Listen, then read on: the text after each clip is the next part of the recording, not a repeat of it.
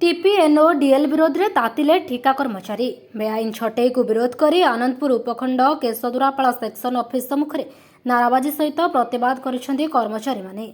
विद्युत विभाग घरोई संस्था टीपीएनओडीएल बहु ठिका कर्मचारी को छटई कर विरोध कर दाबी पूरण नहेबा पर्यंत धारणा जारी रहिबो बोली प्रकाश कर कर्मचारी। दीर्घ दिन धरी एही घरोई संस्थार ठिका कर्मचारी भाव नियुक्ति होइतिला बेले हठात कर्मचारी को छटई करने को कर्मचारी माने सहजे ग्रहण करि पारुनाहांती। जदि यह बेआईन छटई बंद करा न जाए तेबे शह शह कर्मचारी राजरास्ता को ओह्लाइबा सहित भयंकर प्रतिवाद करिवे बोली ठिका कर्मचारी संघ पक्षरु चेतावनी दिया जायछि।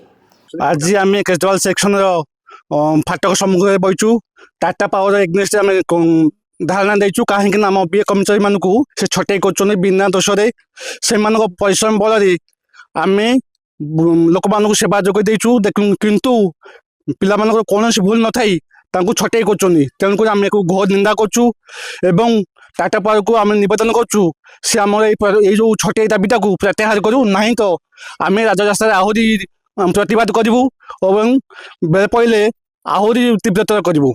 आज जो आंदोलन चली ये हूँ टाटा पावर विपक्ष में आंदोलन चलती 2021 मसीह जितेबले टाटा पावर आसिक आमर नेस्को को अधिग्रहण कला से बीए कर्मचारी मानक से नियुक्ति करथिला।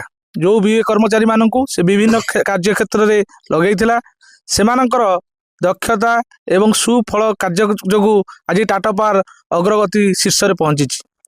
जो एटीएनसी लॉस आसी टाटा पहुंचला समय जो एटीएनसी 25% ऊर्धर था आज सिंगल डिजिट आनी पहुंचाई पारी वर्कर्स मानकर परिश्रम बल किंतु यही 2026 मसीह हठात कौन कारण न थाई से आमर यही बीए कर्मचारी मानक छटई करने निष्पत्ति नहीं अच्छी। जो निष्पत्ति की आम संघ तरफ आम घोर निंदा करुचु। आगामी दिन में मैनेजमेंट जदि यही निष्पत्ति की प्रत्याहार न करे आमे माने यही आंदोलन को तीव्रतर करूँ। आज जो आंदोलन होची प्रत्येक सेक्शन सामने करा जाउची। प्रत्येक सेक्शन आमर जिते टीपीएनओडीएल जेतिक सेक्शन अच्छी सब सेक्शन सामने करा काली दिन काली आमर सब सब डिविजन स्तर में होता पूर्व आमर डिविजन स्तर में होता एवं 20 तारीख को आम आमर जो जोनाल ऑफिस अच्छी जानुजंग बालेश्वर घेराव कर प्रोग्राम रखा। केउंझरु अमूल्य कुमार जनांक रिपोर्ट खोला खबर।